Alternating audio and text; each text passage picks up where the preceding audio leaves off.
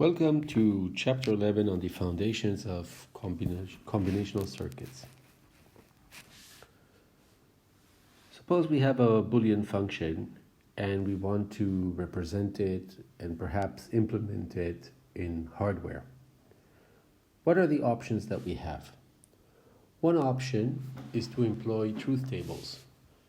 So a truth table is just a table in which we have a column for the possible values of the argument x and a column for the corresponding values of the function f. And truth tables can be implemented by memories or lookup tables. And in fact, this is a common way of implementing functions, Boolean functions, in hardware.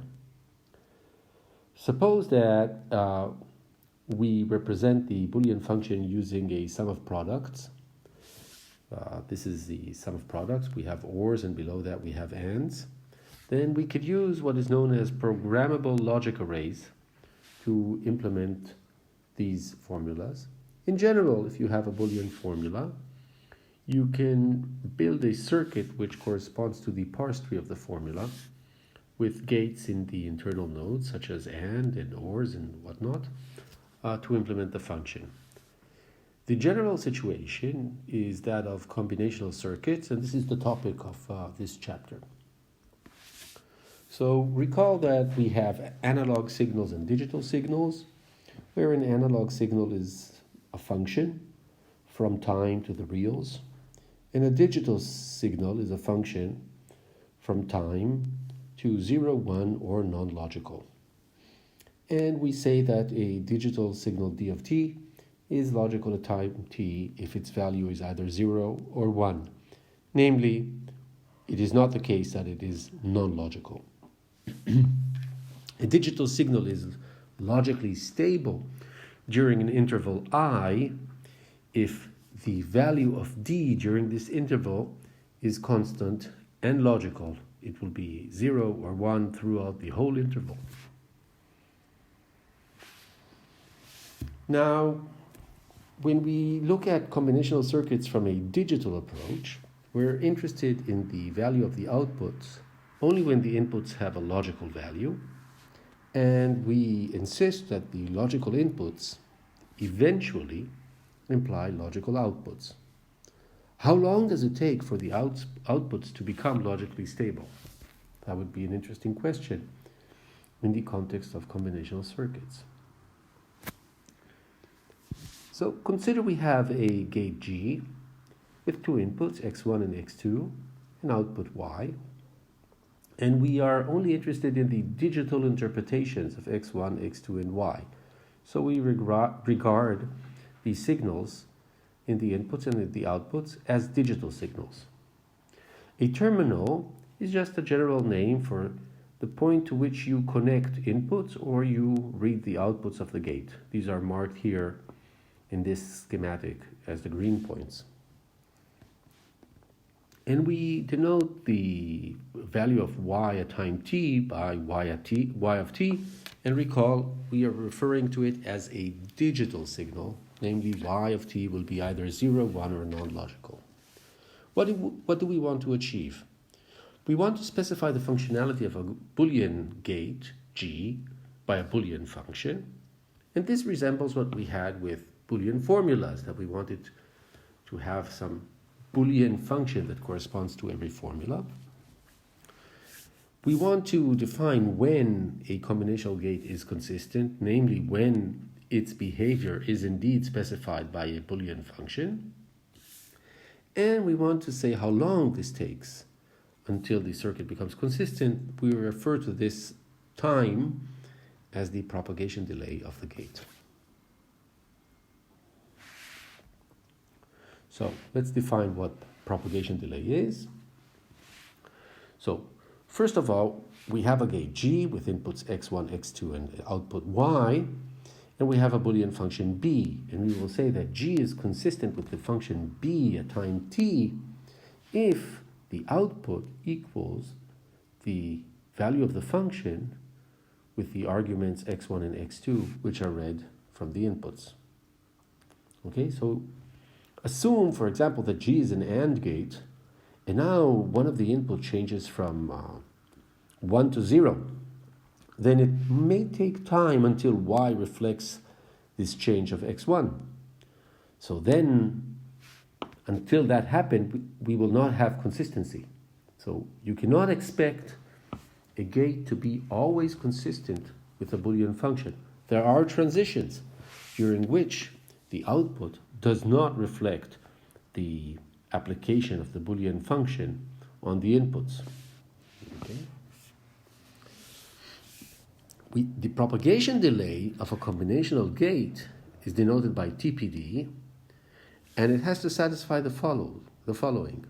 If the inputs are stable during the interval from T1 to T2, the gate has to be consistent with the function B that specifies the functionality of G during the interval T1 plus TPD until T2. So we have an interval from T1 to T2 during which the inputs are stable, x1 and x2 are stable, and then we expect y to be stable starting from T1 plus TPD, this is the propagation delay of the gate, until time T2. Now I want to make a few remarks. So we have this interval from T1 to T2, and we have the interval T1 plus TPD until time T2. What happens if this value, T1 plus TPD, is greater than T2? This means this interval becomes empty. That means that the amount of time during which the input was stable, that is T2 minus T1, wasn't long enough for the circuit to stabilize, for the output of the gate to stabilize. Okay? Now this TPD, this propagation delay of the gate, is just an upper bound on the amount of time it takes the output to become consistent. This actual time may depend on many factors and is a rather complicated issue. Okay? For example, it may depend on the value of the inputs during the history. How fast, for example, did the inputs change recently? The faster they change, you would expect the longer the TPD is. Noise may also influence the actual propagation delay, and of course manufacturing variances.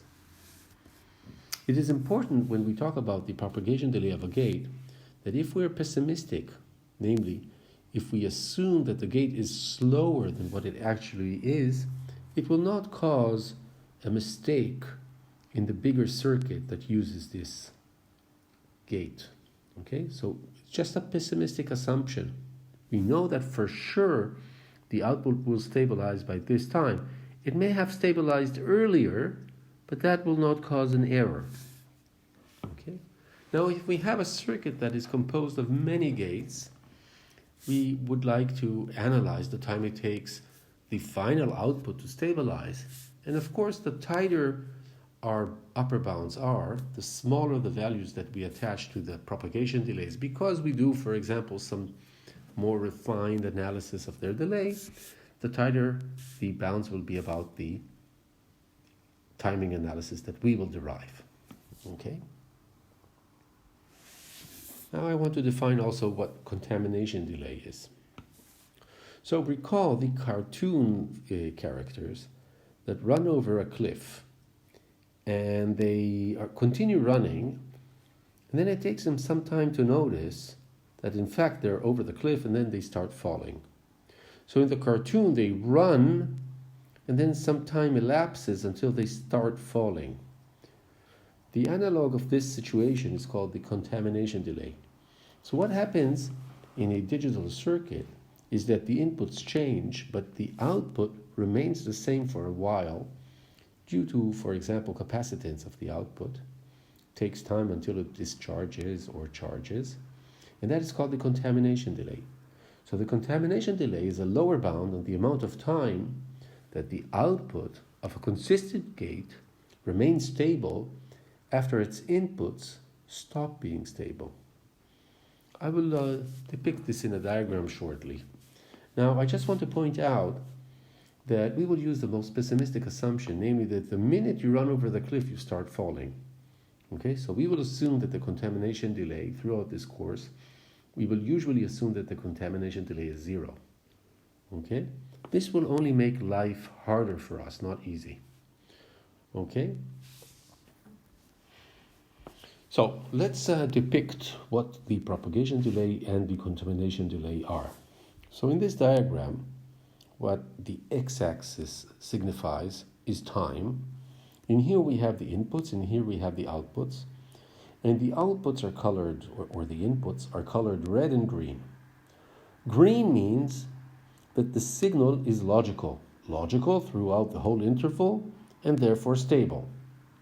Red means we have no idea whether the signal is logical or not. It may be logical, it might not.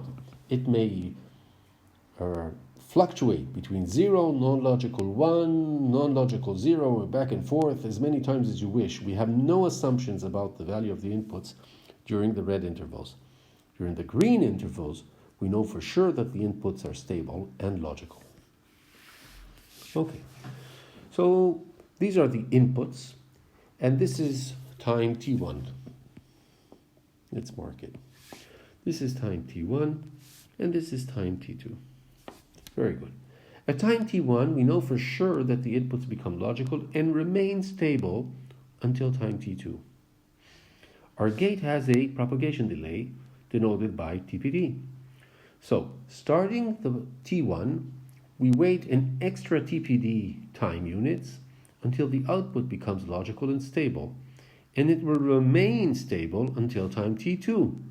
Now, the contamination delay tells us that it will continue to remain stable until time t2 plus the contamination delay. And recall that we will usually assume that this value is 0. Okay? Assume that the contamination delay is 0. This is usually. This is a pessimistic assumption, of course. Okay, so let's see an example. Suppose I have an AND gate, it has two inputs, denoted by x1 and x2, a single output y. And it's assumed that the propagation delay of the gate is 2 time units, 2 seconds, and of course that the contamination delay is 0. Okay, so now let's assume that both inputs equal 1 during the interval 100 to 109.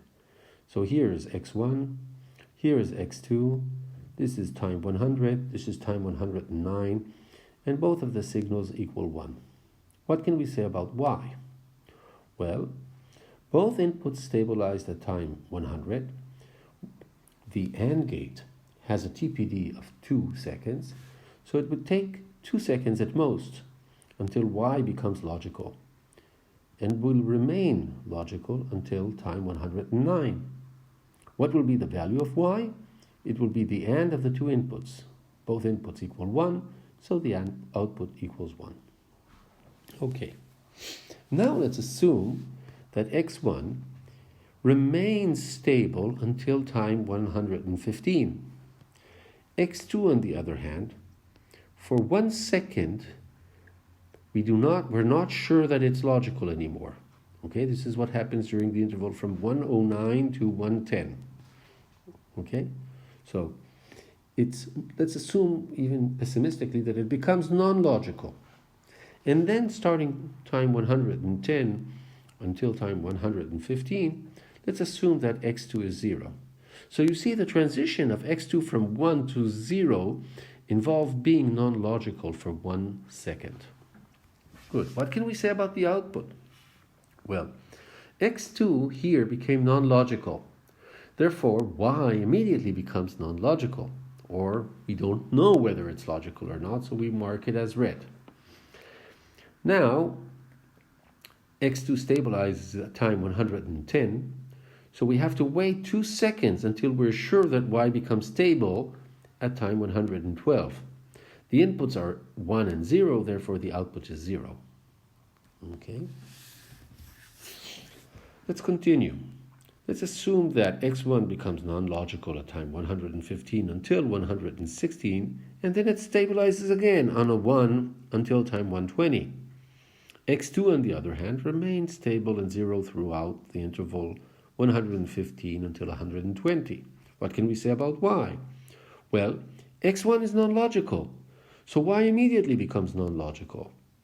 At time 116, x1 stabilizes. We wait another 2 seconds until 118 to make the gate consistent.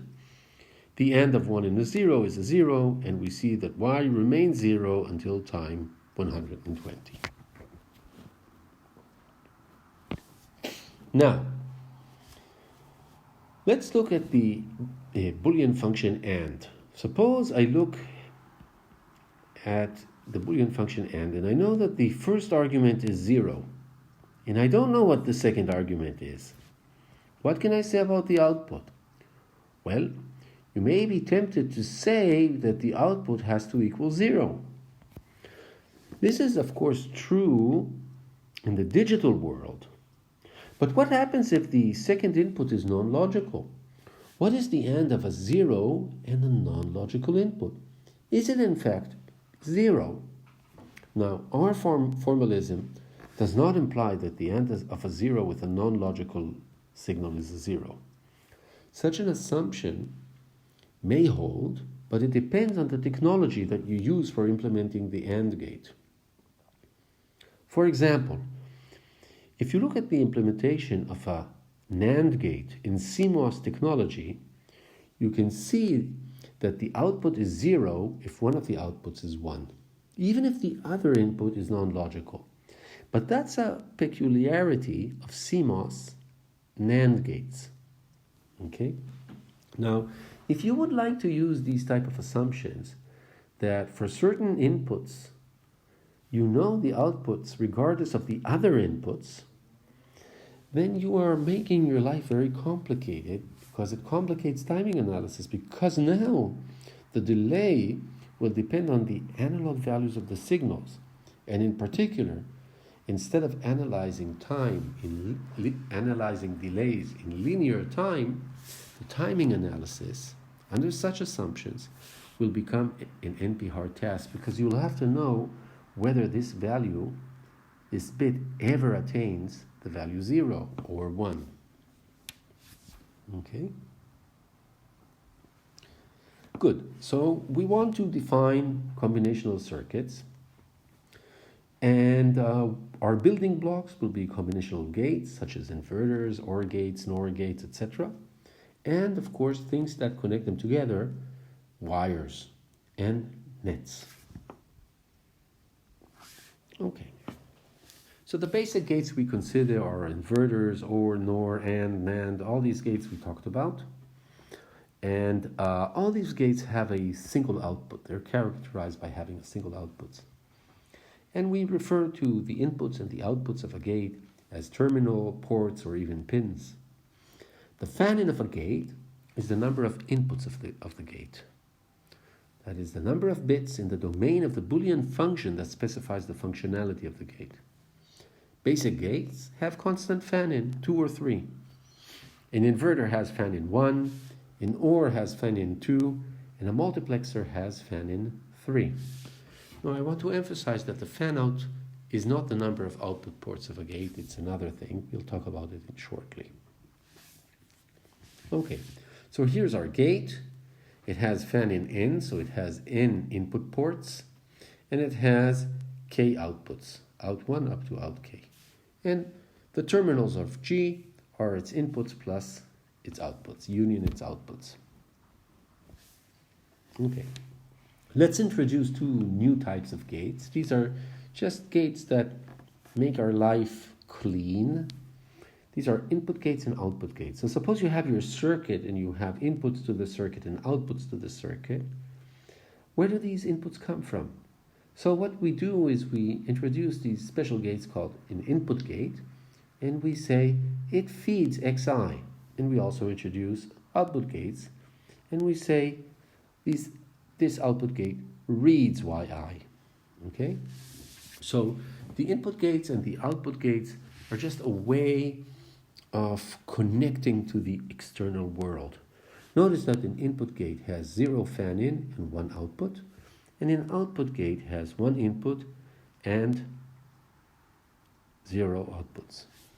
Now, we will give names to input gates. They'll be called in xi, in to denote that it's an input gate, and xi to give a name to the signal that it outputs. Similarly, we will name output gates as out, yi, where yi is the name of the signal that this gate is fed by. Okay, now we want to connect gates together. So a wire is just a connection between two terminals. For example, an output of one gate that is connected to an input of another gate.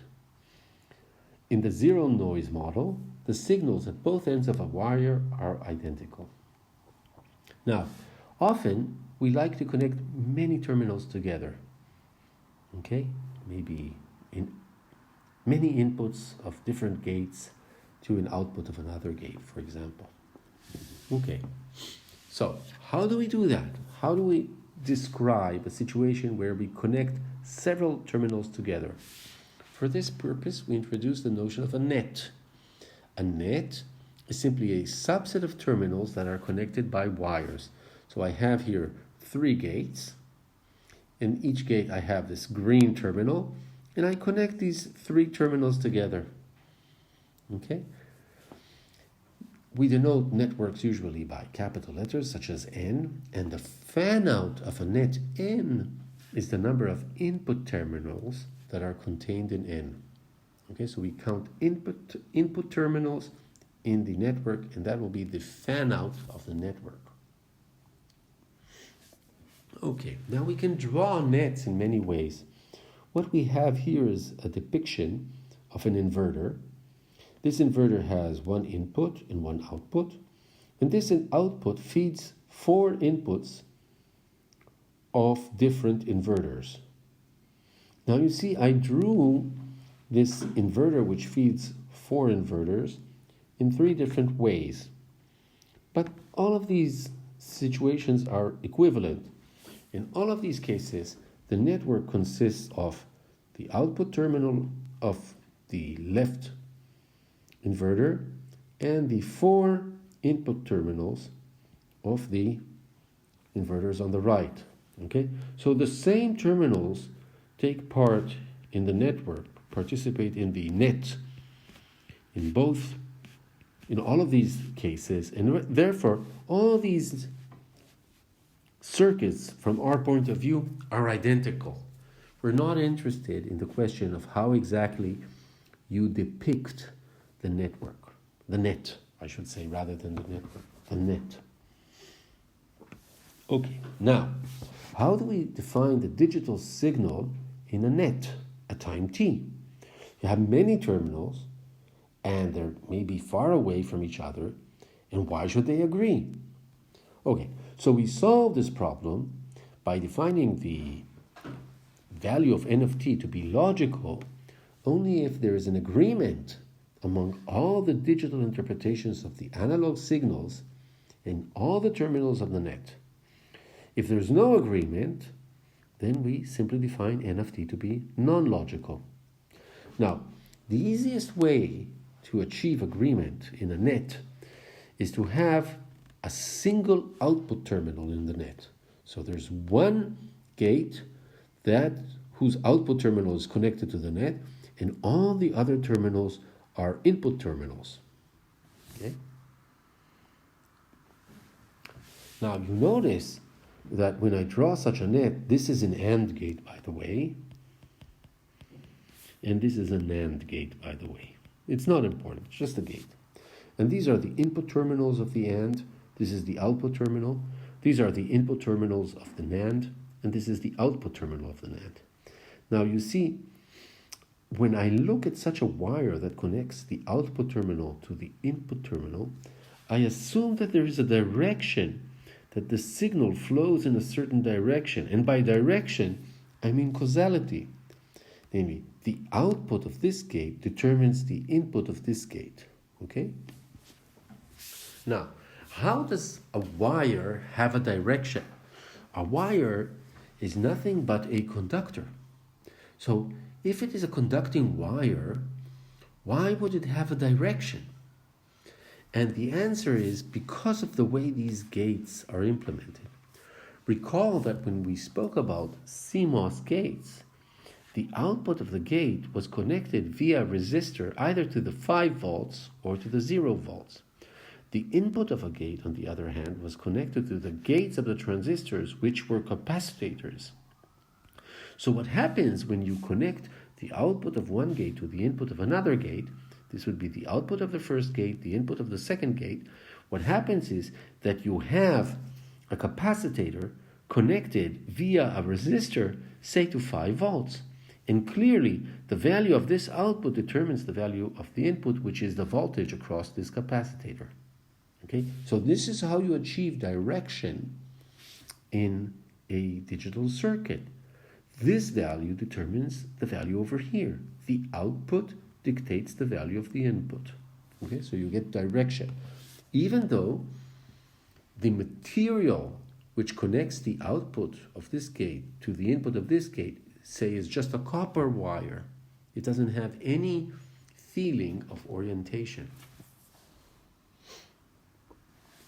Now, we say that a net is simple if it contains exactly one output terminal and at least one input terminal. So consider a simple net N, which contains the set of terminals T, T1, T2 up to Tk, where T is an output terminal and T1 up to Tk are input terminals. So you can model this net by a star of edges. You can depict the terminal T and connect T with directed edges to T1, to T2, and so on until Tk. And the point I want to emphasize is that if you use simple nets, your life is simpler because you know what is going to be the value in T1, T2 up to Tk. That value is going to be determined by T. And if T is logical, then all these fellows are going to be logical as well. Okay, now we want to build combinational circuits from gates and from wires and nets. And how do we do that? We start with some library of combinational gates. We denote this library by capital gamma. It can contain OR, AND, NOR, NAND, etc. And of course, input gates and output gates. Recall, input gates are of the form in, comma, xi. Output gates are of the form out, comma, yj. Now, suppose I have this circuit which has 3 inputs, 2 outputs, and 2 AND gates, and I can of course draw the schematic of it, but what I would like to do is to define a way to describe this circuit using a file, okay, rather than a drawing, so that I can argue about it. Okay, so how do I describe a circuit? So the first thing I do is what is called vertex assignment. I decide that this will be V1, this will be V2, V3 up to V7, and I have to decide what each vertex is, what's the role of each vertex. I do this by a function pi. Pi goes from V, the set of vertices, to gamma, the set of gates we have. So for example, pi of V1 will be an input gate, which outputs the signal x1. Pi of V4 will just be an AND gate. V5 is also an AND gate. V7 is an output gate with the signal y2. So we have now assignments to the vertices. Okay, now we have a problem with terminals. You see, we have here 2 AND gates, and each of them has 2 terminals. How do we distinguish between this terminal and this terminal? We give it different names. So this AND gate belongs to V4, you recall, and this one belongs to V5. And this would be the first input terminal of an AND gate, and this will be, sorry, this should be a 1 as well. Let's fix this.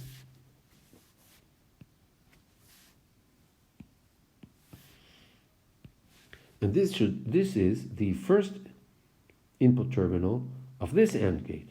So you see, you distinguish between them because here you have V4 and here you have V5. And the reason it's V4 and V5 is because This was what we decided upon earlier. Good. So we give names to all the terminals. Each terminal name is a pair v comma t, where v is the vertex name that corresponds to that gate, and t is the name of the terminal that corresponds to that component. It could be the first input of an AND, the second input of an AND, and so on. Okay? So, let's look at, for example, this AND gate. It has three terminals. If V is an AND gate, it has three terminals, V comma the first input, V comma the second input, and V comma out. This too is redundant. Okay. Now, let's describe what a netlist is. A netlist is just a language for describing circuits. So it's a tuple, it's a three tuple, consisting of vertices, assignments to the vertices, and nets. So V is just a set of nodes, pi is a function that assigns gate types to every node, and N is a partition of all the terminals in the circuit. Okay? Let me recall that a partition A1 up to AK is a partition of B if B is the union of A1 up to AK, and the sets AI and AJ for every I different from J are disjoint. Okay, so we want to take the set of all terminals in the circuit, so all the pairs V comma T, where T is the set of terminals of the gate that corresponds to V. We want to take the set of all terminals and partition them into subsets. Each such subset is a net. Okay, so N is a collection of nets. If we go back to our example, in our example we have the yellow net, the green net, the pink net, the orange net, and the gray net. And you see the set of terminals in each net. In the yellow net we have the output terminal of the input gate, so this would be V1, the name of the gate, its output terminal, V4, the name of the terminal. In the green net, we have three terminals, the output of the input gate, so it would be V2, name of the gate, the fact that it's a gate in comma X2 and its output terminal. And here we'll have V4, second input, V5, first input. And here in the pink network, we have the output of the input gate, so it's in comma X3 out, and we have V5, second input, and so on. Now, if we have a netlist in which all the nets are simple, then we can replace the netlist with a directed graph. How do we do that? So suppose I have a vertex V, vertex V1, V2, V3, and I have a terminal here T, which is connected to T1, T2, and T3. So my network is this four tuple, T, comma, T1, T2, T3. This is my network. T1, it's not clear. T, comma, T1, T2, T3. This is my net. So now I replace this network in my directed graph by three directed edges. One going from V to V1, the other one from V to V2, and the third one going from V to V3. Notice that I do not have here terminal information. Okay? I'll explain how I get away with this problem in a second. Okay, so now our life becomes easier because what I can do is I can view this circuit as a directed graph. Okay, in this circuit I will have these nodes and I'll have edges.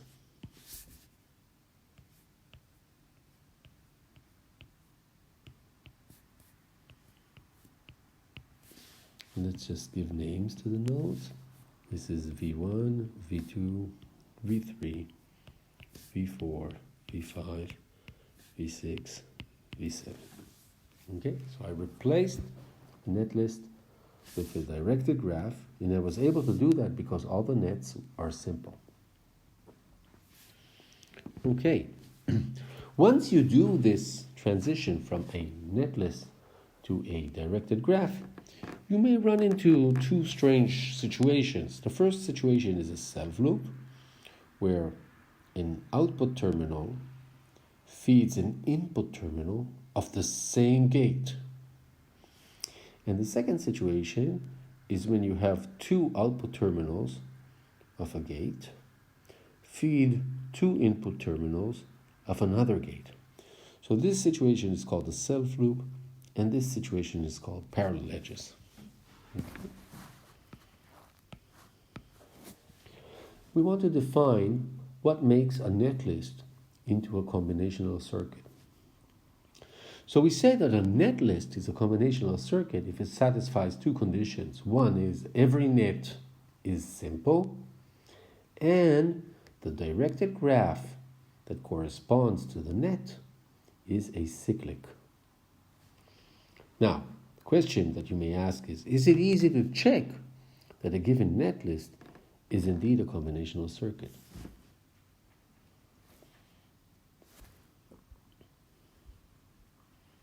It would be somewhat impractical if this property that a circuit is a combinational circuit were hard to check. Okay? So my question is it difficult to check that a given netlist satisfies the two conditions here? Okay. It is very common in digital logic design to use special symbols for gates. This is a symbol for an inverter, an AND gate, XOR, an OR gate, and a NOR gate. It's not really important to memorize these symbols. Just be aware that these things signify gates. Let's see an example of a half adder. This is a circuit that has two inputs, A and B, and two outputs, carry out and sum, C out and S. And what the half adder does is it takes the two inputs, it feeds them to an AND gate and also to a XOR gate. The output of the AND gate is called the C out, the output of the XOR gate is called the S. So I want to emphasize this is an AND gate, this is a XOR gate. Now, what would be the directed graph that corresponds to this circuit? Here it is. It has two nodes for the inputs, two nodes for the outputs, one node for the AND gate, one node for the XOR gate. Okay? Now, the net, which consists of the three terminals, the output of the input, the first input terminal of this AND gate, and the first input terminal of this XOR gate, is represented here by two directed edges. This is somewhat confusing. This is somewhat a confusing drawing. Think of it as one node and another node, and I have two edges emanating from this node, one going to V3, the other one going to V4, one going from V2 to V3, the other one going from V2 to V4. So I have two edges. This is just a funny depiction of two edges. Okay. I describe this circuit by assigning names to the vertices, assigning rows to every vertex using a function pi, and then I have to write the list of edges. Okay. Before we finish this lecture, let's look at these two circuits and understand whether they are combinational circuits or not, and if they're not, what makes them, what condition do they violate in the definition of combinational circuits. Okay, so let's start by looking at this circuit and try to describe the directed graph that corresponds to this circuit. So it has a single gate, so the graph will have a single vertex. This vertex has this gate has one output terminal and one input terminal, and one net, which contains the output to the input. So I will draw the directed edge that corresponds to it. Now you look at this circuit and you see at this graph, and you see immediately that this graph has a cycle in it that goes from the vertex to itself. It's a cycle of length 1. So this is cyclic. And this would be a violation of the second condition of combinational circuits. Okay.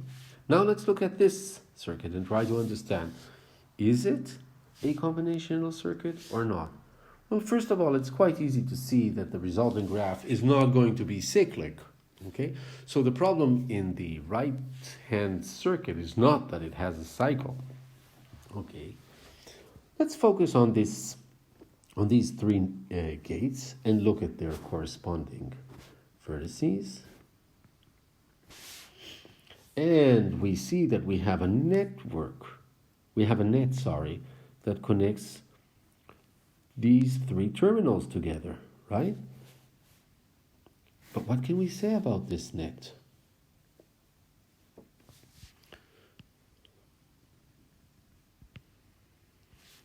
This is an AND gate. It has two inputs and an output. This is an AND gate. It has two inputs and an output. This is an input to an inverter. So I have here two outputs and an input. This means this net is not simple.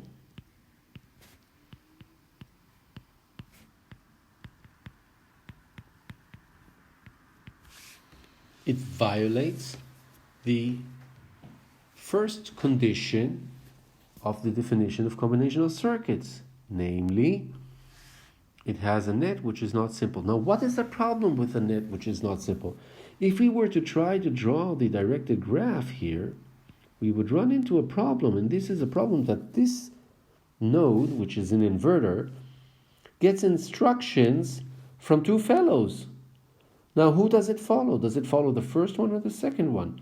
So let's assume that the value here is 0 and the value here is 1. What is the value? 1. What is the value over here? Is it 0 or 1? Who wins? Does the 0 win or the 1?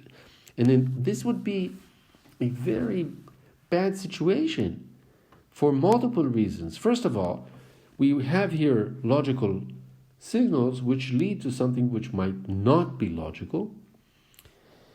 And that would mean that from this point on, we have no clue what the circuit is doing. And the second problem is, as we said before, this 0 is obtained by connecting through a low resistance to 0 volts. And this 1 is obtained by connecting via low resistance to 5 volts. And now we will have a path of low resistance from 0 volts going down from here, and now a path through low resistance to 5 volts. Now what happens if you have here a low resistance, and here you have a low resistance, and you have this path from 0 to 5 volts? What happens? You have a lot of current flowing through this wire, and eventually this wire will heat up and burn. So this is a bad thing to do. So you don't want to have a net which is not simple for two reasons. One is it might cause the circuit to warm up and maybe eventually become faulty. And secondly, you wouldn't understand what the functionality of this circuit is. This completes the first part of this lecture.